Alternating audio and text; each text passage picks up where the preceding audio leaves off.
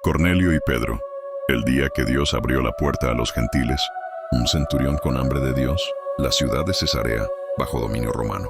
En una casa elegante vivía Cornelio, un centurión del ejército, jefe de 100 hombres. Un romano, un extranjero, pero no un enemigo. Cornelio no era como los demás soldados.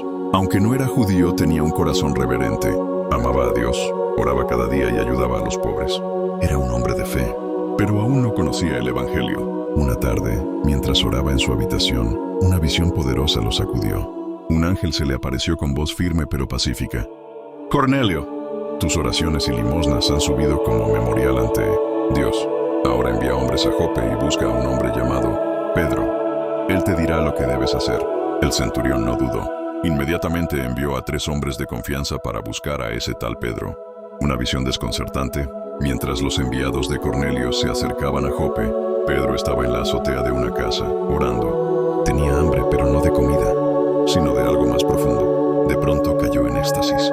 El cielo se abrió, y una gran sábana descendía con toda clase de animales impuros para los judíos. Una voz le dijo: «Pedro, levántate, mata y come». Pedro respondió confundido: «Señor, jamás he comido nada impuro». La voz replicó: «Lo que Dios limpió, no lo llames tú impuro». Esto ocurrió 3 veces. Y justo cuando Pedro se preguntaba qué significaba aquella visión, los hombres enviados por Cornelio tocaron la puerta. El Espíritu Santo le dijo: «Desciende, ve con ellos sin dudar. Yo los he enviado. 2 mundos, una sola fe». Pedro fue a Cesarea. Allí, Cornelio lo esperaba con toda su casa reunida. Cuando Pedro entró, Cornelio se postró a sus pies. Pedro lo levantó rápidamente. «Levántate. Yo también soy hombre». Pedro miró a su alrededor. Gentiles, romanos, extranjeros. Algo que antes era impensable, pero ahora entendía la visión. Dijo con voz firme: «Dios me ha mostrado que no debo llamar impuro a ningún ser humano. Ahora comprendo que Él no hace acepción de personas, sino que en toda nación, el que le teme y hace justicia, le es acepto». Y Pedro predicó a Jesús, su vida, su cruz, su resurrección. Y mientras hablaba, el Espíritu Santo descendió. Todos comenzaron a glorificar a Dios. Los gentiles también recibían el Espíritu como los judíos. Pedro, asombrado, dijo: ¿Puede acaso alguien negar el agua para que sean bautizados estos que han recibido el Espíritu Santo igual que nosotros? Y aquel día, Cornelio y toda su casa fueron bautizados en el nombre del Señor Jesús. El reino no tiene fronteras. Ese día, el Evangelio rompió barreras culturales, raciales y religiosas. Lo que parecía imposible, sucedió. La salvación llegó a los gentiles. Dios no mira el color, la nacionalidad o la historia pasada. Él mira el corazón que busca con sinceridad. De verdad comprendo que Dios no hace acepción de personas. Hechos 10:34. Pedro resucita a Dorcas, la costurera que volvió a la vida. Una mujer que marcó corazones.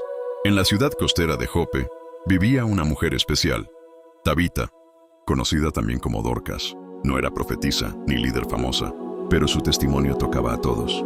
Dorcas era costurera. Día y noche confeccionaba túnicas, mantos y vestidos para las viudas, los pobres, los necesitados. No tenía riquezas, pero su vida estaba llena de amor, servicio y generosidad. Todo el mundo la conocía por su compasión, hasta que un día, sin aviso, enfermó gravemente y murió. La noticia sacudió a la comunidad de creyentes. Las viudas lloraban desconsoladas, mostrando las ropas que ella les había hecho con sus propias manos. Pero alguien tuvo una idea. «Pedro está en Lida. ¡Envíen por él!». El apóstol llega a Jope. Pedro, que se encontraba en la ciudad cercana de Lida tras sanar a Eneas, no dudó cuando escuchó el clamor. Se levantó y fue inmediatamente a Jope. Al llegar, lo llevaron al aposento alto donde yacía el cuerpo sin vida de Dorcas. A su alrededor las viudas lloraban, contándole a Pedro todo lo que ella había hecho. El cuarto estaba lleno de amor, pero también de dolor.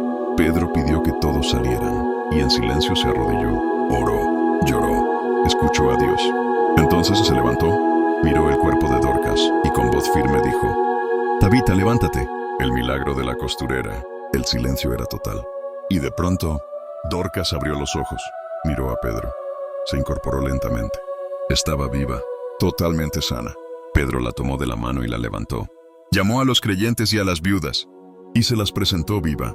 Los gritos de gozo, los abrazos, las lágrimas de alegría se escucharon por toda Jope. Una resurrección había ocurrido, no por Pedro, sino por el poder de Jesús actuando en él. Fe que se expande. La noticia del milagro se esparció por toda la ciudad. Muchos oyeron que una mujer buena, sencilla, que cosía para los pobres, había resucitado en el nombre de Jesús, y muchos creyeron en el Señor. Pedro se quedó un tiempo en Jope, hospedado en casa de un curtidor llamado Simón, preparándose para el próximo capítulo que Dios tenía para la expansión del Evangelio. Entonces él, sacando a todos, se puso de rodillas y oró, y volviéndose al cuerpo dijo: Tabita, levántate.